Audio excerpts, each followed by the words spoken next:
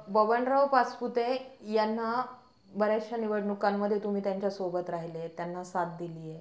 मग असं वितुष्ट तुमचं कसं निर्माण झालं? असं झालं, आदल्या दिवशी तुमचा आम्ही शिवसेनेत प्रवेश बघितला आणि दुसऱ्या दिवशी तुम्हाला उमेदवारी दिली गेलेली बघितली. पडद्यामागे नेमकी घडामोडी काय घडल्या होत्या? मग त्यावेळी जेव्हा तुमचा असा प्रवेश होणं आणि लगेच तुम्हाला उमेदवारी मिळणं, त्यावेळी आरोप असे झाले की तुम्ही ती उमेदवारी विकत घेतली. या मतदारसंघामध्ये कायदा सुव्यवस्थेचा प्रश्न निर्माण होतो. मध्यंतरी महिलांची छेडछाड काढणे वगैरे असे प्रकार घडले आणि आरोप तुमच्या कार्यकर्त्यांकडे आलेले होते, म्हणजे कार्यकर्त्यांवर ते आरोप लागलेले होते. आता मध्यंतरीची मी बातमी बघितली. नमस्कार, मी विजया वामन. विधानसभेची तोंडी परीक्षा आपण जवळपास सगळ्याच मतदारसंघांमध्ये बऱ्याचशा उमेदवारांची घेतली. श्रीगोंदा विधानसभा मतदारसंघाचा उमेदवार नेमकी कोण फायनल होणार या चर्चा सुरू होत्या आणि अर्थातच अपेक्षित पण आणि अनपेक्षित पण असं नाव समोर आलं, ते म्हणजे अनुराधा नागवडे यांचं. या ठिकाणी दुरंगी तिरंगी की चौरंगी नेमकी कशी लढत होणार हे पाहण्यासारखंच होतं आणि अपेक्षेप्रमाणे या ठिकाणी राहुल जगताप हे अपक्ष आलेले आहेत. महाविकास आघाडीच्या अधिकृत उमेदवार म्हणून अनुराधा नागवडे यांचं नाव समोर आलंय आणि महायुतीकडून पुन्हा एकदा पाचपुते कुटुंबियांनाच उमेदवारी दिली गेलेली आहे. या सगळ्या घडामोडींकडे नेमकी अनुराधाताई नागवडे कशा पाहतायत, त्यांच्यासोबत आपण चर्चा करणार आहोत. ताई नमस्कार. नमस्कार ताई. खरं तर या मतदारसंघात खूप रस्सीखेच होणार होती. एकीकडून तुम्ही होते, दुसरीकडून ते राहुल जगताप होते, घनश्याम शेलार होते, बाबासाहेब बोस सगळेच होते, अण्णासाहेब शेलार. आणि या सगळ्यांमध्ये तुम्ही कॉम्पिटिशनला होत्या की नव्हत्या ही चर्चा तोपर्यंत नव्हती जोपर्यंत तुमची उमेदवारी डिक्लेअर होत नाही. असं झालं, आदल्या दिवशी तुमचा आम्ही शिवसेनेत प्रवेश बघितला आणि दुसऱ्या दिवशी तुम्हाला उमेदवारी दिली गेलेली बघितली. पडद्यामागे नेमकी घडामोडी काय घडल्या होत्या? त्यामागे असं विशेष म्हणजे आमचं तर काहीच नव्हतं. आपल्याला सगळ्यांनाही माहिती आहे की मी आजीदादांसमवेत होते. माझा प्रचार तिकडे त्याबरोबरच चालला होता. मी माझ्या घड्याळाच्या पॉम्पलेट घेऊन पूर्ण मतदारसंघात राऊंड पण झाला होता. पण ज्यावेळी लक्षात आलं की ही जागा आपल्याला इथे सुटत नाही आजीदादा गटाला, त्यावेळेस आम्ही अपक्षाची तयारी केलेली. पण आघाडीमध्ये लोकांचं म्हणणं होतं की आपण आघाडीची उमेदवारी केली पाहिजे आणि सर्वे रिपोर्टमध्ये सुद्धा माझं नाव पॉझिटिव्हली वरती गेल्यामुळं आणि 2-2.5 वर्षापासून आदरणीय साजन भैया पाचपुते हे उद्धव बाळासाहेब ठाकरे गटांबरोबर होते. त्यांनी ही उमेदवारी त्यांच्यासाठी इथं मागितली होती आणि अचानकपणे आम्ही अपक्ष राहिले आणि ते राहिले तर त्यांना असं वाटलं की आपलं हेतू साध्य होत नाही आहे, तर त्याच्यापेक्षा तुम्ही आमच्याकडे येता का? आणि ज्यावेळेस हे सगळं आम्ही आदरणीय पवारसाहेबांना भेटलो, सुप्रियाताईंना, आदरणीय जयंत पाटलांना, त्यावेळेस ते म्हणाले की तुम्ही त्यांना बोलून बघा, ते होत असेल, ते तुम्हाला तुमच्यासाठी तयार होत असतील तर घेऊन टाका, तसं विचार करा. आणि मग त्यांनी मोठ्या मनाने आम्हाला सुद्धा लगेच ॲक्सेप्ट केलं आणि सगळ्यात मोठं मन आदरणीय साजन भैयांनी दाखवलं, त्यांच्या कुटुंबाने, त्यांच्या आईने, त्यांनी. आणि उद्धव साहेबांनी सुद्धा आमच्यावर विश्वास ठेवून राऊत साहेबांनी आम्हाला लगेच देऊन टाकली उमेदवारी. प्रॅक्टिकली जर ह्या गोष्टींचा विचार केला तर उमेदवारी मिळणं एवढी सोपी पण गोष्ट नाहीये. ज्या महाविकास आघाडीच्या आज तुम्ही अधिकृत उमेदवार म्हणून समोर आल्यात, याच महाविकास आघाडीकडून राहुल जगताप प्रयत्न करत होते. जे तुम्हाला शिवसेनेमध्ये जाऊन जमलं ते राहुल जगतापांनाही शिवसेनेमध्ये जाऊन जमू शकत होतं. मग त्यावेळी जेव्हा तुमचा असा प्रवेश होणं आणि लगेच तुम्हाला उमेदवारी मिळणं, त्यावेळी आरोप असे झाले की तुम्ही ती उमेदवारी विकत घेतली. मग काय होतं की एकतर जेव्हा या पक्षातून आपण त्या पक्षामध्ये जातो त्यावेळी त्या पक्षाचे तत्व, त्यांची विचारधारा, काम करण्याची पद्धत सगळ्याच गोष्टी बदललेल्या असतात. आता या आरोपांना तुम्ही मतदारसंघांमध्ये पण पुढे फेस करतात का? आम्हाला असं कधी कोणी विचारलं नाही.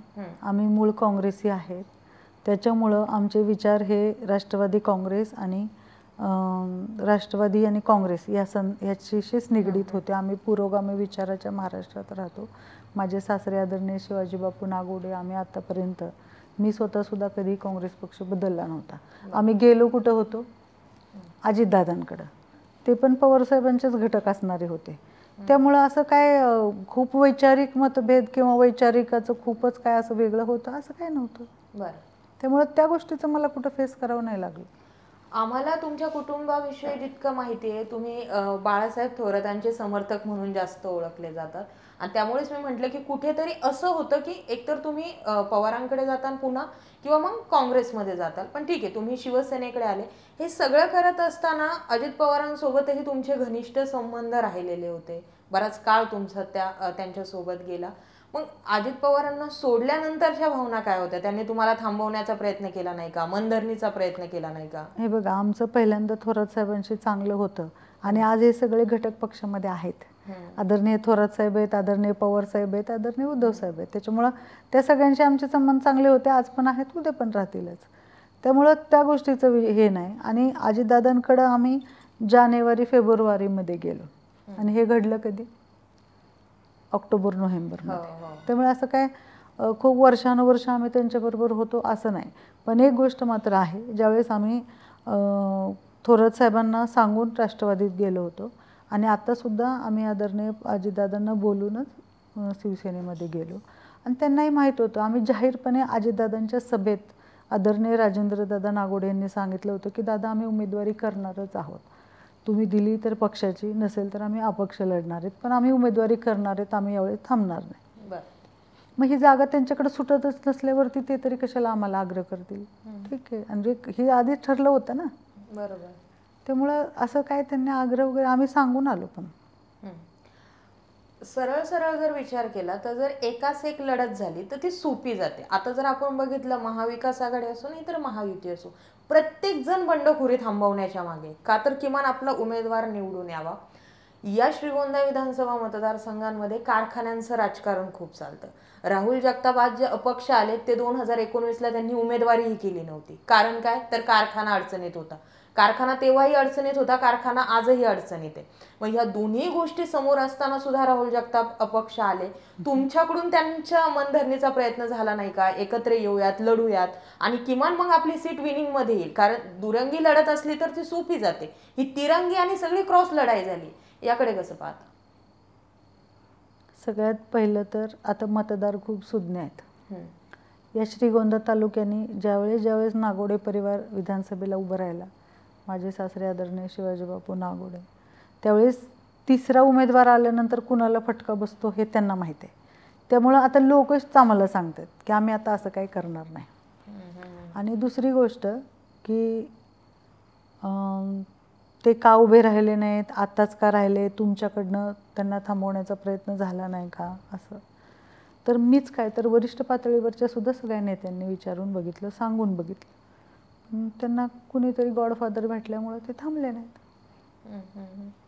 तुम्ही म्हणजे मला इतकी माहिती नाही, पण तुमचं बोलणं खूप स्ट्रेट फॉरवर्ड आहे. काही मुद्दे, तो टोन, मी आता तुमची भाषणातली सभा ऐकली, थेटपणे जे आहे नाही ते विषय मांडता.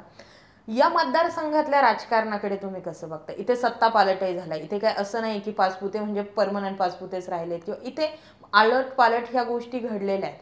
हे सगळं करत असताना या मतदारसंघाच्या राजकारणाकडे कसं पाहता? आलट पालट खूप कमी वेळा झालं. जवळजवळ 40 वर्ष तेच आमदार होते. दरवेळेसची वेगळी समीकरणं आहेत या मतदारसंघातली, दरवेळेसची वेगळे स्ट्रॅटेजीज आहेत. इथे काय म्हणतो, दरवेळेस फक्त इलेक्शनमध्ये काहीतरी वेगवेगळे भूछत्र येऊन काय काय करण्याची एक इथली पद्धत आहे श्रीगोंद्याची. आणि दरवेळेस ते लोक हायजॅक करतात इलेक्शन असं. पण ह्यावेळेस तसं होताना दिसत नाही. प्रत्येकजण आपल्या आपल्या पद्धतीने आपलं आपलं संघटन, आपलं आपलं हे सगळं करतंय.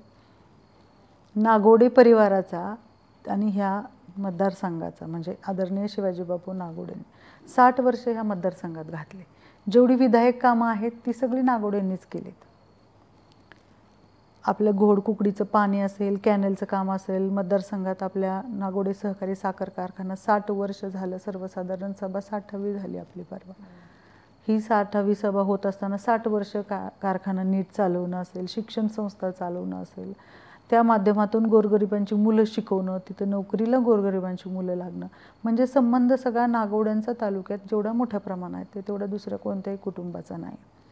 कोविड काळामध्ये आम्ही कोविड सेंटर काढलं, खूप चांगलं चालवलं. सामुदायिक विवाह आम्ही केला, दुष्काळ दौरा आम्ही काढला, दुष्काळामध्ये जलसंधारणाची कामे आम्ही केली.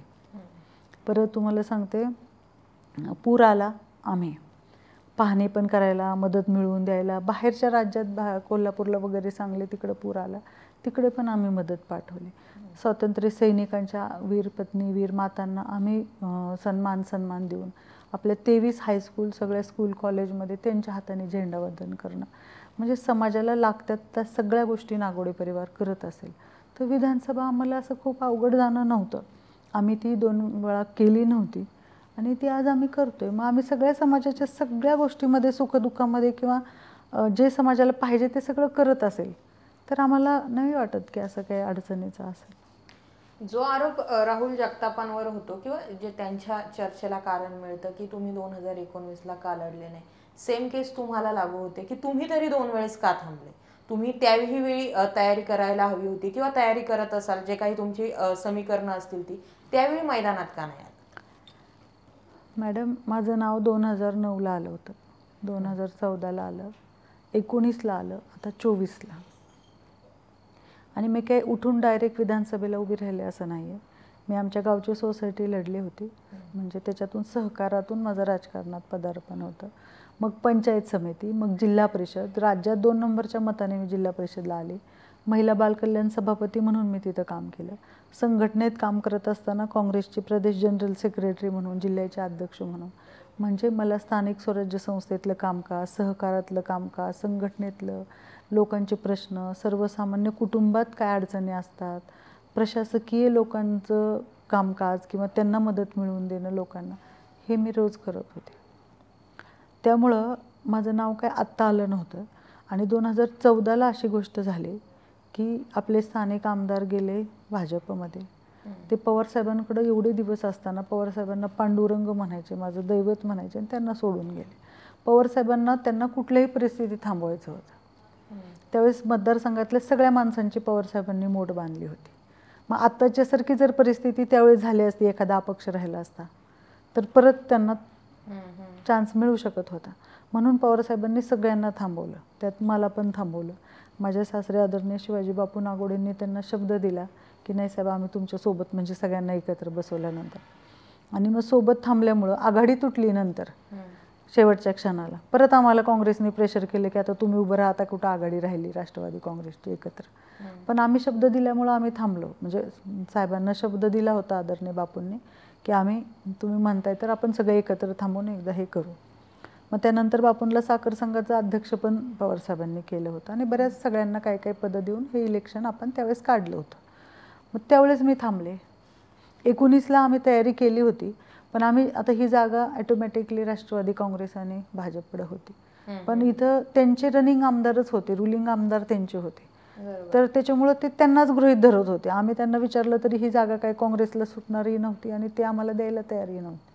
आणि एकदम शेवटच्या मुमेंटला त्यांनी नाही म्हटल्यावर ते आम्हाला म्हणायला लागले की उद्या फॉर्म भरा. मग एवढं 11th आवरला आम्ही नव्हतो तयारी करू शकत, म्हणून आम्ही थांबलो. पण ज्यावेळेस आधी आम्ही विचारलं तेव्हा कुणीच नव्हतं तयार आम्हाला द्यायला, का तर त्यांना वाटलं त्यांचे रनिंग आमदार आहेत. मग त्यात मला नाही वाटत की आमचं काही चुकलं होतं. पण एक गोष्ट मात्र आहे की नागोडेंनी खूप जणांवर विश्वास ठेवला, तो घात केला. आणि असं नाही व्हायला पाहिजे. आम्ही सगळ्यांवर उपकार केले होते, जाणीव कोणी ठेवली नाही. जेव्हा बापूंबाबतचे तुम्ही काही गोष्टी सांगतात, हा एक आरोपाचा भाग असू शकतो की ते असो किंवा तुम्ही असो, असं म्हटलं जातं की तुमच्यात खूप शिष्टाचार आहे, खूप लोकांमध्ये तुमचं उठणं बसणं नाही, तुम्ही एकदा म्हणजे एक तुमची पोझिशन जी आहे ती तुम्ही मेंटेन ठेवतात, लोकांमध्ये मिसळणं नाही, उठणं बसणं नाही, असाही टाईपचा तुमच्यावरती एक आरोप होतो. किती खरं आहे, किती खोटं आहे? मला नाही वाटत. आता मी हे सगळं जर आम्ही रोज करत असेल तर तुम्हाला वाटतं का आमच्याकडे असं काय असेल? ती एक जाणून बुजून नेरेटिव्ह सेट केला गेलेला आहे की नागोडे परिवार असा आहे, नागोडे परिवार तसा आहे. आता मी जर जाऊन आमच्या सर्वसामान्य एखाद्या मागासवर्गीय कुटुंबात चहा पोहे खात असेल, मी सगळ्यांच्या रोज सुखदुःखात जात असेल, आम्ही रोज 4-4, 5-5 10वे करतो, 40-40 लग्न करतो, सगळ्यांना बरोबर घेऊन चालतो. बरं ते सगळं जाऊ द्या. जर विधानसभेच्या सर्वेमध्ये माझं नाव 40%, 50% येत असेल, 66% येत असेल, तर मग ही गोष्ट खरी असेल का? बरोबर. अर्थात तो आरोपांचा भाग असतो. काय आहे, श्रीगोंदा तालुक्यातले माणसं फक्त दुसऱ्यांवर आरोप करणं आणि काहीतरी पुढ्या सोडणं, मी जे म्हणलं ना तुम्हाला, असं काहीतरी सोडत राहायचं फक्त. ह्यामध्ये खूप माहिर आहेत. बबनराव पाचपुते यांना बऱ्याचशा निवडणुकांमध्ये तुम्ही त्यांच्या सोबत राहिले, त्यांना साथ दिली आहे. मग असं वितुष्ट तुमचं कसं निर्माण झालं एकमेकांमध्ये? तुम्ही विरोधक कसे झाले? विकासाच्या मुद्द्यांवर झाले, काही वैयक्तिक कारणांमुळे झाले, वाद कशाचे? आम्ही कुठं खूप त्यांच्याबरोबर, आमचे 40 वर्षाचा संघर्षच त्यांच्याबरोबर आहे. अच्छा. आता विधानसभेला मागच्या वेळेस तुम्हाला सांगितलं की त्यांनी आम्हाला आदरणीय सुजयदादा विखेंनी सांगितलं की एवढा वेळ तुम्ही माझं ऐका, आमच्यासोबत राहा, कारण आम्ही तर उमेदवारी करणार नव्हतो, म्हणून फक्त आम्ही त्यांचं केलं. पण आम्ही काय खूप त्यांचं असं हे केलं असं काही नव्हतं. आणि आम्ही कुठं त्यांच्याबरोबर, मी तर स्वतः वैयक्तिक कधी नाही गेले. मी तो मागच्याच निवडणुकीचा दाखला दिला की मग तेव्हा तुम्ही एकत्र दिसले आणि आता पुन्हा नाही, आमचा संघर्ष त्यांच्यासोबत 40 वर्षापासूनचा आहे. बरं. माझ्या सासऱ्यांचा त्यांचा संघर्ष आहे आणि मला माझे पण स्वतःचे वैयक्तिक काय तत्व आहे ते मी नाही मोडत. बरं. आता विधानसभा निवडणुकीला सामोरे जात आहेत, या मतदारसंघासाठी कोणतं विजन घेऊन तुम्ही मैदानात असणार? मग आता हे जर सांगायचं झालं ना तर खूप अवघड गोष्ट आहे. कारण काय होतं की आता ही गोष्ट रोजच बोलली जाते, सांगितली जाते. पण तुम्ही श्रीगोंद्यात कुठंही जा, तुम्हाला एक सुद्धा रस्ता चांगला दिसणार नाही. खूप सर्वसामान्य माणसांच्या तिथं डीपी नाही, लाईट नाही, पाण्याचा प्रश्न आहे, शाळेचा प्रश्न आहे, बसेस नाहीत खेड्यागावांमध्ये. काही ठिकाणी नगर तालुक्याला रस्ता पण नाही, टॉवर पण नाही, लाईट पण नाही, मोबाईलला रेंज नाही. मग आता ऑनलाईन एक्झाम असते, काही मुलं स्पर्धा परीक्षेची तयारी करत असतात, त्यांना डोंगरावर जाऊन बसून अभ्यास करावा लागतो. आमच्या तालुक्यात अशी कितीतरी गावं आहेत की तिथं बस जात नाही, म्हणून आम्ही 350 मुलींचं हॉस्टेल काढलं, मुलींचं शिक्षण थांबू नये म्हणून. मग आता हे सगळं असेल तर कुठून सुरुवात करावी लागेल? प्रशासकीय इमारती किंवा प्रशासनाच्या ज्या काय म्हणतो स्ट्रक्चर, ह्या सुद्धा गोष्टी नाहीत. पोलीस स्टेशन, त्यांच्या ते क्वार्टर, तुम्ही कधी बघा त्यांची दुरावस्था जाऊन. मग इतक्या गोष्टी जर इथे विकासाच्या प्रलंबित आहे तर एकाच कुटुंबाला इथे वारंवार संधी कशी दिली जाते? ती तुम्हाला मी सांगितलं ना की फक्त 15 दिवसासाठी काय गोष्टी इथं केल्या जातात, नंतर ते सगळं. हेच गोष्टी लोकांना आता कळल्यात की हे दरवेळेस आपण 15 दिवसासाठी ह्या भूलथापांना बळी पडतो आणि नंतर 5 वर्ष आपल्याला खूप भोगावं लागतं. त्याच्यामुळं आता लोक म्हणतात की आता तुम्ही काय काळजी करू नका, आता कुणी राहू दे, किती राहू दे, आम्ही आता नागोडे परिवारांबरोबर आहे. कारण हे बघा, आम्ही एकच आमचं दुर्दैव आहे की आम्ही खूप प्रमाणापेक्षा जास्त आजच्या काळामध्ये नागोडे परिवार प्रामाणिक आहे. आता आजच्या राजकारणाची अशी परिस्थिती की तुम्ही समोर आलात ना, तुम्हाला खूप छान छान गोड गोड बोललं की पुढच्याला वाटतं की हां लय चांगला माणूस.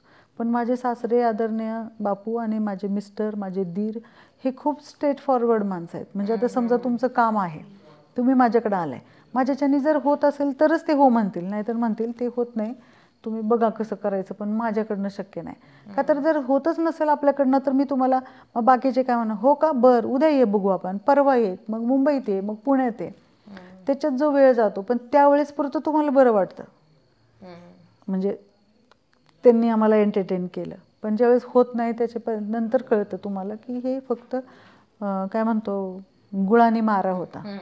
आणि हा जो बापूंचा दादांचा स्वभाव आहे हा स्ट्रेट फॉरवर्ड आहे. तुमचा वेळ कशाला वायाला घालवायचा? तुम्हाला अजून दुसरी कुठं संधी आली तर तुम्ही त्याला संधीचा फायदा घेऊ शकता ना. आता समजा आम्हाला जॉब मागायला माणसं आली, आता ऑनलाईन भरती असती, पोर्टलवरून भरती होते, आम्ही नाही करू शकत. पण आता मी इलेक्शनमध्ये म्हणू शकते, हां तुम्ही तुमचं रिझ्यूम देऊन ठेवा, तुमचं मी बघेल, मी तुम्हाला कळवेल. असं करून 3 महिने मी घालवू शकते, 2 महिने 15 दिवस घालवू शकते. पण मी तसं नाही करत, कारण मला लोकांना हे नाही करायचं, असं झुलवत ठेवायचं नाही.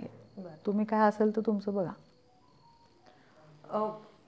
नागवडे कुटुंबांचा बराचसा काळ काँग्रेसमध्ये, बराच काळ राष्ट्रवादी, आता समजा शिवसेना, कोणत्या पक्षाची विचारधारा प्रभावित करणारी वाटते? आता तिन्ही पक्ष एकत्र असल्यामुळे आता त्या गोष्टी आपल्याला गॅरंटी नाही ना कधीपर्यंत एकत्र येतं, जसं नाही. पण आज बदलतंय. नाही, पण आज तर ते सगळे एकत्र आहेत आणि त्यांचे तिघांचे विचार जुळतात म्हणूनच एकत्र आहेत. बरं.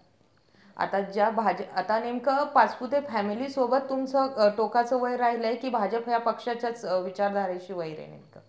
त्यांनी खूप पक्ष बदललेले आहेत ना, दरवेळेस वेगळे चिन्ह. ते स्वतःच खूप मोठेपणाने सांगतात की मी 8 वेळा चिन्हावर आले, मी काय हे नाही करत आहे त्यांच्या ह्याला. पण त्याच्यामुळं पक्षाशी काय इथं काय पक्षाचा संबंध नव्हता, व्यक्तींचा होता की त्या व्यक्तीचं आणि आमचं काय, आमचा असं पण वैर म्हणजे काय आमचे शेतीचं भांडण आहे किंवा ते आमचे बांधभाऊ आहेत असलं काय नाही. पण नागोडेंची माणसं आणि त्यांच्या माणसांचा जो 40 वर्षाचा संघर्ष आहे, 60 वर्षाचा आहे, त्यामुळं ते वैचारिक मतभेद किंवा राजकीय वैर आहे असं काय आमचं म्हणजे काय म्हणतो, पण टोकाचा संघर्ष झालेला असल्यामुळं ती दुरावा निर्माण झालेला आहे. मला एक गोष्ट खरंच जाणून घ्यायला आवडेल की हे जे कारखान्यांचं राजकारण होतं, नेमकं काय विषय काय असतो? म्हणजे राहुल जगताप विद्यमान आमदार असताना ते निवडणूक न लढणं हे कदाचित पहिल्यांदा श्रीगोंद्यामध्ये बघायला भेटलं असेल, आणि रिझन दिलं कारखाना अडचणीत. पण कारखाना अडचणीत आणि आमदारकी या दोन गोष्टीचा नेमका संबंध काय लागतो? आता हा त्यांना विचारलं तर जास्त बरं होईल मॅडम प्रश्न. नाही म्हणजे कारखाना तुमच्याकडे पण आहे, तुम्हाला यातलं राजकारण माहिती असेल ना, की बाबा याला हे कर्ज झालं भेटलं, किंवा या पक्षासोबत गेलं की आपल्याला कर्ज भेटतं, तिकडे गेलं पुन्हा स्टे लागला, म्हणजे हे अशा बऱ्याचशा गोष्टी. कारण मी जेव्हा बाबासाहेब भोसले यांच्यासोबत बोलले तेव्हाही मी त्यांच्याशी ह्या मुद्द्यांवर डिस्कशन केलं होतं. त्यांनी मला बराचसा हा विषय थोडा खुलून सांगितला की कर्ज भेटतं पुन्हा त्याला स्टे लागतो, म्हणून आम्हाला पक्ष इकडचे तिकडे हे जात असतात. नाही, आम्ही काय कर्ज भेटायचं की आम्ही ज्यावेळेस पक्षात गेलो त्यावेळेस आम्हाला कर्ज भेटेल किंवा हे काय असेल असं काही नव्हतं. बरं ते तर आधीच त्याच पक्षात होते ना. मला आता एक गोष्ट अशी असते, आता आपण कुटुंब जरी चालवत असेल तर आपण प्रमाणापेक्षा जास्त खर्च केल्यानंतर आपल्याला कुटुंबावर पण बोजा येतोच ना. म्हणजे कुटुंबात जे काय म्हणतो आपण अनावश्यक गोष्टी, आपल्या पूर्वजांची खूप चांगली म्हण आहे, म्हणजे आपल्याला न लागणाऱ्या किंवा गरज नसलेल्या गोष्टी आपण जास्त घेतल्या तर आपल्याला एक वेळ अशी येते की गरज असलेल्या गोष्टीसुद्धा आपल्याला विकावं लागतात. त्यातून जो मेसेज जायचा तो जातो. माझा एक शेवटाकडे काही प्रश्न आहेत फक्त, की या मतदारसंघामध्ये कायदा सुव्यवस्थेचा प्रश्न निर्माण होतो, मध्यंतरी महिलांची छेडछाड काढणे वगैरे असे प्रकार घडले आणि आरोप तुमच्या कार्यकर्त्यांकडे आलेले होते, म्हणजे कार्यकर्त्यांवर ते आरोप लागलेले होते. आता मध्यंतरीची मी बातमी बघितली, काय विषय होता तो? मॅडम आमचे कार्यकर्ते असं कधीही वागत नाहीत, कारण ते आदरणीय शिवाजी बापू नागोडेंच्या संस्कारात राहिलेत. आत्तासुद्धा आमच्यावर खूप खालच्या टोकाचे आरोप करणारे किंवा खूप खालच्या टोकाचं जाऊन बोलतात, पण आमच्या कुटुंबाने आम्ही किंवा आमच्या कार्यकर्त्यांनी तो संयम कधी ढळू दिला नाही आहे की ते असलं काय करत नाही आहेत. छेडछाड होते किंवा होत असते किंवा काय काय चालतं बाहेर हे सगळ्यांना माहीत आहे. आता एक 10-15 पण दिवस झाले नसतील अजून, चिचोंडी पाटीलला घटना घडली, त्या महिलेवर अत्याचार झाला, अंगणवाडी सेविका त्यांचा खून झाला. खूप दुर्दैवी गोष्ट आहे की आपल्या मतदारसंघात सुद्धा खूप मुली महिला बेपत्ता आहेत, त्यांचं पण काय अजून लागत नाही ट्रेस. ह्या घटना आपण कधीतरी बिहार तिकडं कुठंतरी घडताना बघत होतो, ऐकत होतो, ते आज आपल्या घरापर्यंत दारापर्यंत आल्या. म्हणजे त्याच्यात पक्ष पार्टी किंवा कुणीतरी व्यक्ती टार्गेट न करता आपल्याला समाज म्हणून, समाजातली व्यवस्था म्हणून, आपण एक समाजातले प्रमुख घटक आहेत म्हणून सगळ्यांनी ह्याच्याकडे डोळसपणे बघायचं. फक्त मुलींनाच आजच्या आत घरात ये, मग तुम्ही त्यांच्यावरच रिस्ट्रिक्शन लावले पाहिजेत, पण मुलांना पण बघा ना, आपली मुलं जाऊन बाहेर काय करतात ते कुणाशी बोलतात ते नक्की काय विषय आहे. मग असं नाही, मी कुणीही असेल तर मी त्याचं समर्थन कधीच करणार नाही कुणी चुकीचं करत असेल तर, मग ते कुणीही असो. आपल्याकडं आपल्या राज्यकर्त्यांनी आपल्यासमोर घालून दिलेले खूप मोठे आदर्श आहेत. मी नेहमी सांगत असते, अहिल्यादेवी होळकर ज्यांच्या नावाने आज आपल्या नगर जिल्ह्याचं नाव पडले, त्या अहिल्यादेवींनी त्यांच्या राज्यामध्ये एखाद्या महिलेचा अनादर झाला तर हत्तीच्या पायाखाली चिरडून मारण्याची त्यांच्याकडे पद्धत होती, ती शिक्षा होती. तर त्यांच्या मुलाकडनं घडलं तरी सुद्धा त्यांनी तसंच केलं होतं. एवढं मोठं धैर्य दाखवलं होतं का तर समाज व्यवस्था टिकली पाहिजे, उद्या समाजाने एक ट्रॅकच राहायला पाहिजे, तो आतताईपणाने कुठंतरी कंट्रोलच्या बाहेर नाही गेला पाहिजे. मग त्यांनी एवढं सगळं घालून दिल्यानंतर आजच्या समाजाने, आजच्या व्यवस्थेने पोलीस स्टेशनला फोन करून हे नाही सांगितलं पाहिजे की माझे कार्यकर्ते त्यांच्यावर केस नाही झाली पाहिजे, त्या मुलीला किडनॅप केलं तरी, असे नाही बोललं पाहिजे किंवा असं नाही झालं पाहिजे. ह्या जर गोष्टी थांबल्या, मग कुणी असो, मी असो, आणखी कुणी असो, हे फक्त कार्यकर्ते सांभाळायचे म्हणून नाही केलं पाहिजे, समाजाची व्यवस्था म्हणून ह्या गोष्टीकडे डोळसपणे बघणं गरजेचं आहे. माझा एक शेवटचा प्रश्न राहिला. आता तुम्ही शिवसेना या पक्षाचे अधिकृत आणि ऑफिशियली उमेदवार आहे, शिवसेना या पक्षाचे 2 गट पडले, एक शिंदे गट वेगळा आहे, ठाकरे गट वेगळा आहे, भाजपही हिंदुत्ववादाची लढाई लढते, शिंदे गटही हिंदुत्ववादी म्हणते, उद्धव ठाकरेही हिंदुत्वच म्हणतात. तुमच्या दृष्टीने हिंदुत्वाची व्याख्या काय? मी जात पात धर्म भेद ह्या सगळ्या गोष्टींमध्ये न अडकून पडता माझ्यासाठी मानवता हा धर्म सगळ्यात महत्त्वाचा आहे. आणि त्याच्यापेक्षा दुसरं पुढची गोष्ट तुम्हाला सांगते की आपण भारतामध्ये राहतो. या भारतामध्ये आपल्याकडे भगवा सूर्य असतो, तो कधी हिंदुत्व म्हणून घेत नाही. आपल्याकडं ग्रीन आपला सगळा हिरवा आपला सगळा परिसर आहे, तो इस्लामचं प्रतीक नाही आहे, जो आपला निसर्ग आहे. बरोबर. किंवा आपलं निळं आकाश आहे, तो बौद्धांचं प्रतीक म्हणून घेत नाही. ही सगळे एकत्र मिळून हा सुंदर निसर्ग तयार करतात. आपण सुद्धा ह्या सगळ्या गोष्टींमध्ये न पडता आपण सगळ्यांनी एकीने राहून एकत्र करणे.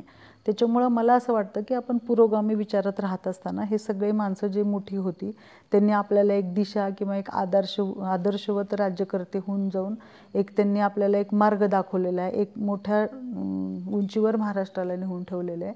पुढच्या सुद्धा सगळ्या माणसांनी असंच वागलं पाहिजे.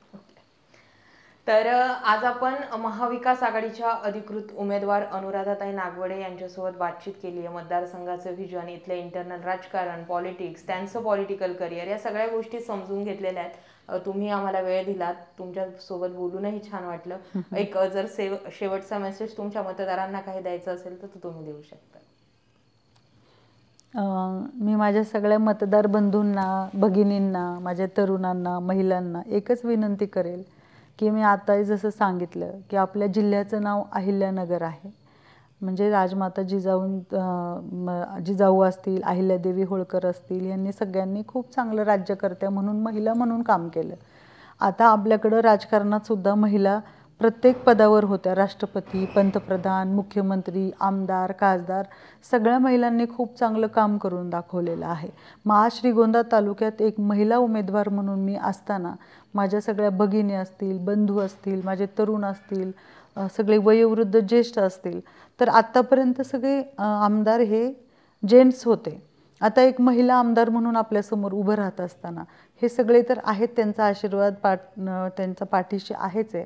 पण माझ्या सगळ्या महिला भगिनींना मला विनंती करायची की एक तुमच्यातली बहीण, एक तुमच्यातली मुलगी, एक तुमची मैत्रीण आज विधानभवनमध्ये जात असेल तर एक महिला म्हणून तुम्ही माझ्या पाठीशी खंबीरपणे उभं राहावं. पण एक गोष्ट आहे की मी महिला म्हणून काय म्हणतो आपण, सहानुभूतीने तुम्हाला मागत नाही आहे मतदान. मी खंबीर नेतृत्व तुमच्या सगळ्यांचं असणार आहे. एक महिला म्हणून मला तुमच्या प्रश्न तुमचे जास्त तुम्ही मला जवळीकपणे सांगू शकता. ते आपण पण सगळ्या जेंट्स लोकांना आधी मतदान करून झालेलं आहे, पुरुषांना. असं काही नाही की आपले त्यांचा विरोध आहे. पण एक महिला म्हणून असताना सगळ्या बहिणींनी तरी माझ्या पाठीशी उभं चांगल्यापणाने राहावं, खंबीरपणे राहावं. मी तुमची आहे, तुमच्यातली आहे, एक तुमची कुटुंबातली व्यक्ती म्हणून आणि एक लेडीज म्हणून तुम्ही माझ्यासोबत राहाल अशी अपेक्षा व्यक्त करते. आणि आपण आत्तापर्यंत माझ्यावर जो विश्वास, प्रेम दाखवलेला आहे, आदरणीय बापूंची मुलं म्हणून राजेंद्रदादा असतील, दीपक शेट असतील, यांच्यावर तुमचं प्रेम असणं साहजिक आहे. पण आदरणीय बापूंची सून म्हणून माझ्या तालुक्याने जे माझ्यावर प्रेम आणि विश्वास दाखवला आहे याचं मी कधीच ऋण फेडू शकत नाही. मी तुमच्या ऋणात राहणंच पसंत करेल. आणि आमदार झाल्यावर सुद्धा एक राज्यकर्ती किंवा एक आमदार म्हणून न राहता माझ्या जनतेला मी जी वहिनी होती कायमस्वरूपीची तशीच राहील. मी कधीही बदलणार नाही. मी माझ्या श्रीगोंदा तालुक्याला कधी अंतर देणार नाही. इथल्या प्रत्येक व्यक्ती हा माझा कुटुंबातील व्यक्ती आहे असंच मी तुमच्याशी वागेल, प्रामाणिकपणे वागेल, दिलेला शब्द कधी मोडणार नाही. आणि मी खूप चांगलं काम करून दाखवेल अशी विनंती तुम्हाला करते की माझं मतदान आहे 20 तारखेला. माझं चिन्ह आहे मशाल, 1 नंबरचं बटन आहे. आपण सगळ्यांनी मला मतदान करावं. मी नक्कीच 5 वर्ष तुमच्या सेवेसाठी उपलब्ध असेल अशी ग्वाही देते आणि थांबते. धन्यवाद. जय हिंद, जय महाराष्ट्र. धन्यवाद. सगळ्या मतदारांना सुद्धा तुम्ही जे आहे त्या पद्धतीने व्यवस्थित संबोधित केलं. महिलांवरून एक प्रश्न आठवला, लाडक्या बहीण योजनेबाबत तुमचं मत काय? सरकारने जी योजना सुरू केली, आता ते हे ठीक आहे, पक्ष वगैरे इकडे तिकडे ठीक आहे, पण त्या योजनेबाबत तुम्हाला काय वाटतं? हे बघा ताई, ज्यावेळेस योजना चालू झाली ती कुणी का असना, म्हणजे आता समजा आज मी तर अजितदादांबरोबर होते, त्यांनी ही लाडकी बहीण योजना आणली होती. पण सगळे जे विरोधात होते ते पण लाडकी बहिणीचं जाहिरात करत होते. तर मी माझ्या मतदारसंघातल्या महिलांना त्याचा जास्तीत जास्त उपयोग व्हावं म्हणून सगळ्यात आधी इथं खूप कॅम्पेन केलं, सगळ्यांपर्यंत ती योजना पोहोचवली. म्हणजे आपण ज्या तालुक्यात राहतो ती कोणती का योजना सरकारने आणलेली असेल तर ती मतदारांपर्यंत किंवा सर्वसामान्य कुटुंबापर्यंत, महिलांपर्यंत, तरुणांपर्यंत पोहोचवणं ही आपली जबाबदारी असते. म्हणून मी माझी लाडकी बहीण माझ्या तालुक्यात खूप म्हणजे जोरात राबवली, त्याची खूप म्हणजे जाहिरात केली, इथं त्याच्या ऑफिसमध्ये माणसं बसवून फॉर्म भरून घेतले आणि खूप महिलांना लाभ दिला. त्यामुळं ते काम मी खूप चांगलं केले. पण आता आघाडीने सुद्धा काल मतदारांसाठी जी पंचसूत्री राबवली त्याच्यात महिलांना 3,000 रुपये महिना देणं, तरुणांना 4,000 रुपये महिना देणं, शेतकऱ्यांची कर्जमाफी करणं, ह्या ज्या योजना राबवल्या त्या पण उद्या मी मतदारांपर्यंत, माझ्या सर्वसामान्य कुटुंबापर्यंत पोहोचवण्याचा प्रयत्न करणार. याच्यात एक मुद्दा तुम्हाला जाणवला नाही का की या लाडके बहीण योजनेला अगोदर महाविकास आघाडीचा पाठिंबा नव्हता, म्हणजे त्याला विरोध होता की तुम्ही एकीकडे महिलांना पैसे देता आणि दुसरीकडे महिलांच्या सुरक्षिततेचं काय, आणि आता तोच त्यांच्या पंचसूत्रीमध्ये आलाय की आता आम्ही 2,100 देतो, 2,500 देतो. याचं बुमरँग झालं म्हणून हे झालं की ती योजनाच ओके वाटली. आता हे त्यांना माहिती की ज्यांनी हे मॅनिफेस्टो केलाय किंवा आता उद्याचं जे आपलं ते त्यांनी बसून तिथं केलंय. आता मी माझ्या मतदारसंघापुरतं सांगते, मला वरिष्ठ पातळीबद्दल माहित नाही की त्यांनी हे का केलं. बरोबर, ठीक आहे. तर तुम्ही वेळ दिलात त्याबद्दल धन्यवाद. धन्यवाद ताई. धन्यवाद.